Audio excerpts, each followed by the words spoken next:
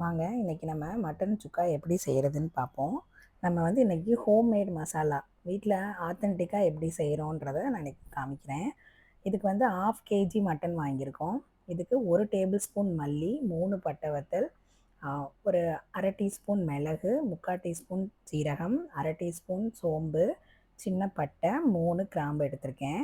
இதை எல்லாத்தையுமே நான் ட்ரை ரோஸ்ட் பண்ண போகிறேன். இதை வந்து ஒரு கடாயில் நல்லா வெயிட்டான கடாயாக வச்சுக்கோங்க. அதில் ட்ரை ரோஸ்ட் தான் பண்ணணும், எண்ணெய் எதுவும் ஊற்றிட வேணாம். மொத்தமாக எல்லாத்தையுமே சேர்த்து ஒரே இதாகவே நம்ம ட்ரை ரோஸ்ட் பண்ணிடலாம். இதுக்கு ஃபஸ்ட்டு மீடியம்லேருந்து ஹை ஃப்ளேம் அந்த இதுக்கு நடுவில் ஃப்ளேம் செட் பண்ணிக்கோங்க. ரொம்ப மீடியம் ஃப்ளேமாகவும் இருக்க வேணாம், ஹையாகவும் இருக்க வேணாம். ஏன்னா இது வந்து இந்த ப்ராப்பர் இந்த ரோஸ்ட் இந்த எப்படி நம்ம ட்ரை ரோஸ்ட் பண்ணுறோமோ இதுதான் டோட்டல் மசாலாவோட பேஸே. ஸோ மசாலா எதுவும் கருகிராமல் இருக்கணும். நம்ம இது வந்து எப்படி ரெடி ஆயிடுச்சுன்னு நம்ம தெரிஞ்சுக்கலான்னா, சோம்போட கலர் மாறிடும், மல்லியோட கலரும் மாறிடும். நல்லா பாருங்கள். இது மாதிரி கை விடாமல் நீங்கள் அந்த அந்த மசாலா எல்லாத்தையும் நீங்கள் வந்து அந்த ஸ்பைசஸ் எல்லாத்தையும் கிண்டி விட்டுட்டே இருந்தீங்கன்னா கலர் மாறும். இப்போ ஒரு இதில் வந்து நல்லா உங்களுக்கு சவுண்டும் கேட்கும், இந்த மாதிரி படப்படன்னு வெடிக்கிற மாதிரி சவுண்டு கேட்கும். அதுதான் கரெக்டான பதம். அந்த மாதிரி சவுண்டு கேட்ட உடனேயே நீங்கள் ஸ்டவ் ஆஃப் பண்ணிவிட்டு இம்மீடியேட்டாக அதை வந்து மிக்ஸி ஜாருக்கு ட்ரான்ஸ்ஃபர் பண்ணிடுங்க. ஏன்னா அந்த கடாயோட ஹீட்லேயே வந்து பார்த்திங்கன்னா சம்டைம்ஸ் கரிகிற மாதிரி வந்துடும் மசாலா அரைக்கிறதுக்கு முன்னாடி நல்லா ஆறணும். அதெல்லாம் தனியாக வச்சுட்டு அப்புறம் கிரைண்ட் பண்ணுங்கள். இப்போ நம்ம கறி வந்து 1/2 கேஜி கறிக்கு நம்ம வந்து இப்போ கொஞ்சம் மஞ்சத்தூள் போட்டு கழுவிட்டேன் ஆல்ரெடி. இப்போ மஞ்சத்தூள் போட்டு ஒரு தடவை கழுவிட்டு குக்கரில் டைரெக்டாக மட்டன் சுக்கா செய்கிறதுக்கான ப்ராசஸ் ஸ்டார்ட் பண்ணிடலாம். ப்ராசஸ் ரொம்ப ஈஸி. மசாலா மட்டும் ரெடி பண்ணிட்டா ரொம்ப ஈஸி. இப்போ அது வந்து மசாலா நல்லா ஆறிடுச்சு, அதனால் அதை அப்படியே கிரைண்ட் பண்ணிட்டேன். கிரைண்ட் பண்ணோன்னா ஃபைனல் அவுட்புட் இப்படி தான் இருக்கும் பாருங்கள். இப்போ அந்த குக்கர் வச்சுட்டு குக்கரில் மட்டன் சுக்கா செய்யும் போது எப்பயுமே நல்லெண்ணெய் யூஸ் பண்ணிக்கோங்க. ஏன்னா இதில் ஃபைனலாக கருவேப்பிலையும் சேர்ப்போம். நல்லெண்ணெயும் கருவேப்பிலையும் சேரும் போது நல்ல ஒரு வாசனை வரும். கடலெண்ணெய் யூஸ் பண்ண வேணாம், நல்லெண்ணெய் யூஸ் பண்ணுங்கள். இப்போ எண்ணெய் கொஞ்சம் ஊற்றிருக்கோம், கொஞ்சமாக தான் ஊற்றிருக்கேன் எண்ணெய். இதில் கழுவி வச்ச கறியை டைரெக்டாக சேர்க்குறேன். நம்ம ஏற்கனவே மஞ்சள் தூள் போட்டு கழுவிருக்கனால அடிஷ்னலாக மஞ்சள் தூள் போடணும்னு அவசியம் இல்லை. கறியை சேர்த்த பிறகு இஞ்சி பூண்டு பேஸ்ட் கண்டிப்பாக போடணும். சுக்கானால் பேஸ்ட்டாக போட்டுருங்க, தட்டி போட வேணாம். இஞ்சி பூண்டு பேஸ்ட் அரைச்சி வச்சுருந்தேன், அதை சேர்த்துருக்கேன். அப்புறம் ஒரு 10 to 15 சின்ன வெங்காயம் சேர்த்துருக்கேன்.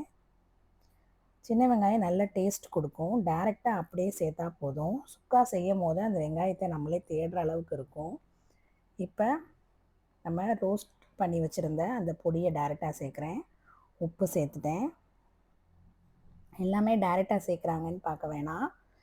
ஏன்னா நம்ம மசாலாலாம் டைரெக்டாக ஃப்ரெஷ்ஷாக அரைச்சிருக்கனால நிறைய பேர் என்ன பண்ணுவாங்கன்னா கடாயில் சேர்ப்பாங்க ஃபைனலாக.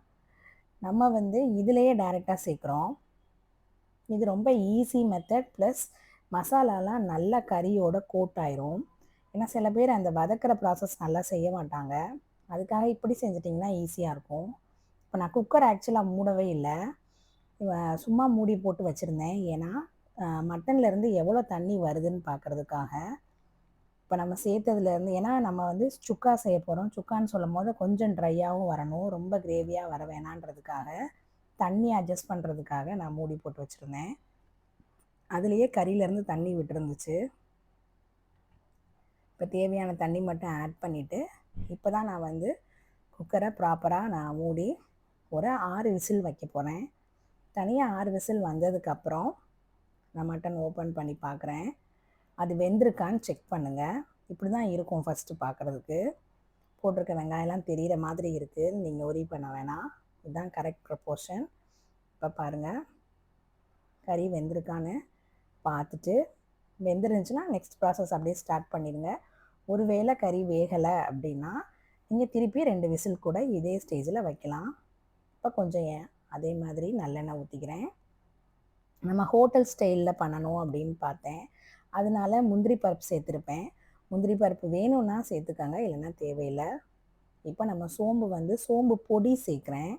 கண்டிப்பாக சோம்பு பொடி இந்த ப்ராசஸில் சேர்க்கணும். நம்ம ஏற்கனவே சோம்பை வறுத்து அரைச்சிருந்தாலும் இப்போ நம்ம வந்து எண்ணெயில் இந்த சோம்பு போடும்போது நல்ல வாசனையாக இருக்கும். சோம்பு பொடியாக தான் சேர்க்கணும். கருவேப்பிலை நல்லா தாராளமாகவே போடுங்க. ஃப்ரெஷ் கருவேப்பிலைன்னா சேருங்க, இல்லைன்னா காஞ்சிருந்துச்சுன்னா சேர்க்க வேணாம். ஸோ ஃப்ரெஷ் கருவேப்பிலை சேர்த்துருக்கேன். ஒரு பச்சை மிளகாவை இந்த மாதிரி நீட்டமாக கட் பண்ணி போட்டிருக்கேன். ஒரு 10 முந்திரி போட்டிருக்கேன். இதெல்லாம் ஆக்சுவலாக ஹோட்டலில் இப்போ ஃபைனலாக நம்மளுக்கு வந்து நம்மளுக்கு சர்வ் பண்ணும்போது பார்த்திங்கன்னா இதெல்லாம் போட்டிருப்பாங்க, அதனால போட்டிருக்கேன். இல்லை நான் நார்மலாக செய்கிறேன், ஹோம்மேடாகவே செய்கிறேன் அப்படின்னா நம்ம எண்ணெய் ஊற்றிட்டு சோம்பு பொடி மட்டும் போட்டு தாளித்தாலே போதும். ஆனால் கருவேப்பிலை கண்டிப்பாக போடணும். இந்த முந்திரியும் பச்சை மிளகாவும் உங்களுக்கு ஆப்ஷனல் தான். இதில் இப்போ தனி மிளகாப்பொடி கொஞ்சமாக சேர்த்துக்கிறேன், கலர் கொடுக்கறதுக்காக சேர்த்துக்கிறேன். கண்டிப்பாக சேர்க்கணும். அப்படி இதில் நீங்கள் சேர்க்கலை அப்படின்னா பட்டை வத்தல் அதில் நம்ம மசாலா சேர்க்கும் போது 2 பட்டை வத்தலை அடிஷ்னலாக சேர்த்துக்கோங்க. நம்ம மொத்தமே 3 தான் சேர்த்துருந்தோம். ஸோ இந்த எண்ணெயிலேயே நம்ம தனி மிளகாப்பொடி கொஞ்சமாக சேர்த்துக்கிட்டோம். இப்போ குக்கரில் இருக்கிற கண்டென்ட் எல்லாத்தையுமே இதில் அப்படியே ட்ரான்ஸ்ஃபர் பண்ணிக்கிறோம். இப்போ மீடியம் ஃப்ளேமில் தான் இருக்குது. நல்லா கலந்து விட்டுட்டு உப்பு எல்லாமே செக் பண்ணிக்கோங்க.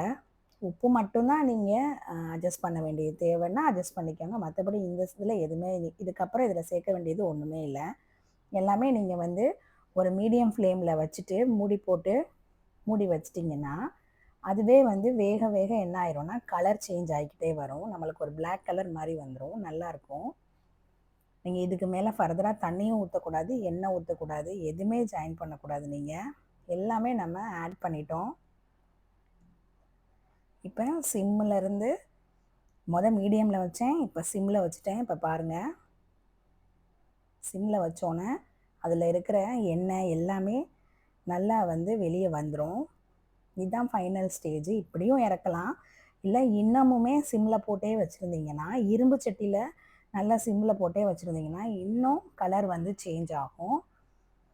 அவ்வளோதான், ரெடி ஆயிடுச்சு. பாருங்கள் ஃபைனல் அவுட்புட் எப்படி இருக்குன்னு. ஈஸி தான், நீங்களும் வீட்டில் செஞ்சு பார்த்துட்டு கமெண்ட்டில் சொல்லுங்கள் எப்படி இருக்குன்னு.